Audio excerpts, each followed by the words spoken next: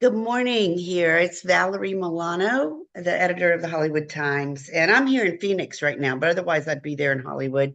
Um, and I want to welcome our guest and I'll have him introduce himself. Thank you so much. Yeah, thank you. Hi, I'm John Robb Saunders. I wrote and directed a feature called All the Weekends Drama, and I am in Los Angeles. So, Yeah. All right. So we'll be talking about that for a short time here and Dances with Films a little bit where the film's going to be shown. And thank you again for joining us. And it's a dynamic movie. Is it your belief that the lack of parents or unfit parents lead Mhm. children down a path similar to the characters in this film? Yeah, well, I certainly think it's a very contributing factor to that. It's not a foregone conclusion that that would happen. There's certainly been many people who maybe haven't had the best, ooh, dropping stuff on my desk, haven't had the best parental influences in their life and maybe still turned out great. But I do think more often than not, you see a through line between lack of adult guidance of some sort and difficulties, in growing up. And obviously that's compounded with other things like living in poverty. But definitely, I think parents or adult role models give a foundation that isn't really replaceable in a lot of other ways. Yeah, I agree. The youth of this film seem to be varying degrees of brokenhearted. What advice would you give to young people? I mean, you're young yourself, but Mhm. young people feeling these levels of grief. Ooh, wow, what advice would I give? I, y- I, you have to do your best, I think, to surround yourself with people who truly care about you, which when you're young is probably the hardest thing to ever do. It's incredibly hard to n really understand the people that you spend time around and the type of impact they have on your life. Um, Especially if you're grieving and going through something traumatic. The last thing you ever, I would say, want to do is try to bottle that. And but if you don't have the proper outlets, like in the movie, the main character, Chloe, kind of spends the first half of the film not surrounding herself with the right people who truly care about her or care about the trauma that she's burying in herself. And it's not till later in the film where she finds the people who do care about that, and that's when she seems to have improvement in her life. So for a young person, that's what you would want to do, but it's so difficult when you're young to understand that and understand because you might just be hanging out with people because you think they're cool or you think they have the same interests as you, but those interests may not be good for you or, beneficial to your growth, I guess. Yeah, yeah, agreed. The characters reference where they're from, their neighborhood, Mhm. often. What is the location for Weekends drama? Well, we shot in Los Angeles.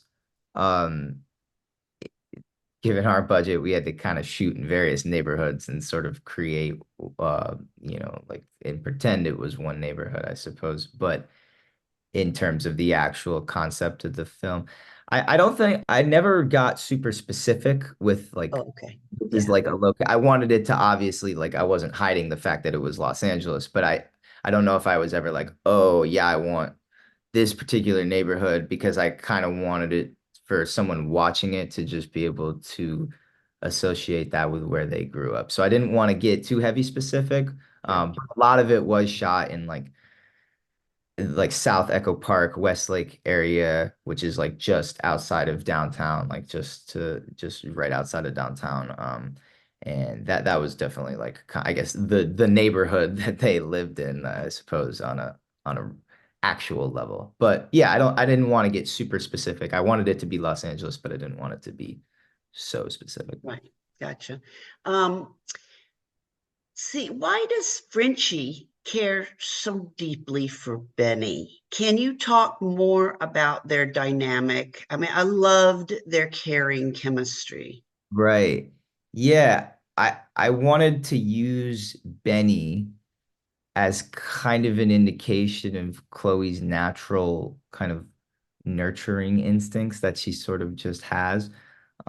So it worked on one level as that, but I think she has sort of the throughout the film she kind of has this, she doesn't kind of express it too much, but she sort of has an understanding of that her she doesn't think the way that she lives is a very good way in the first part of the film. And Benny is someone that she saw from like birth, and she just doesn't want him to run into the same issues that she believes that she's currently facing.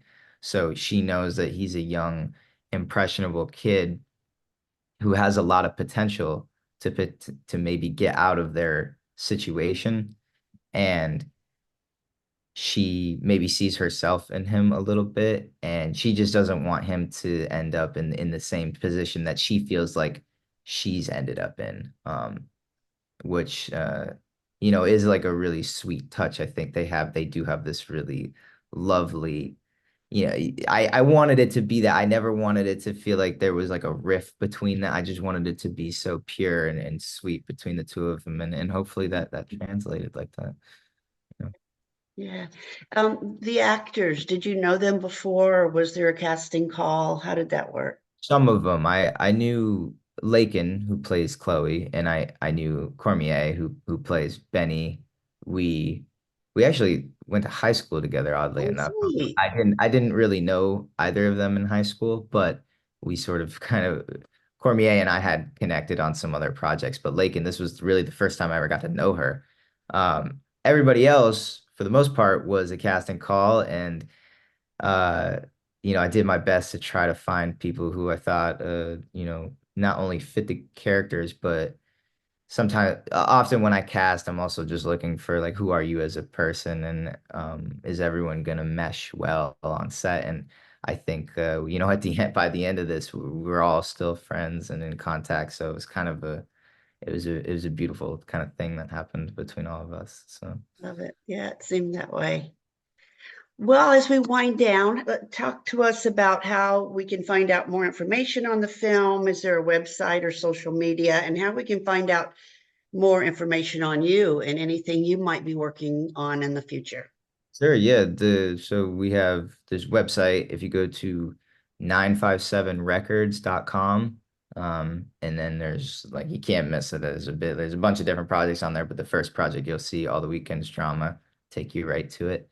There's a whole bunch of cool little information in there. I threw in a whole bunch of concept art and a whole bunch of little interesting pieces about the film as well. So information about it's the film itself and the people who were in it.